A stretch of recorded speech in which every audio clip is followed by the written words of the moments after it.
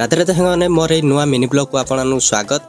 तो आज हूँ मो बहुत बड़ दिन कहीं मुझे जाऊँगी मो लाइफ रो फास्ट आईफोन। तो से मु बहुत एक्साइटेड अच्छी।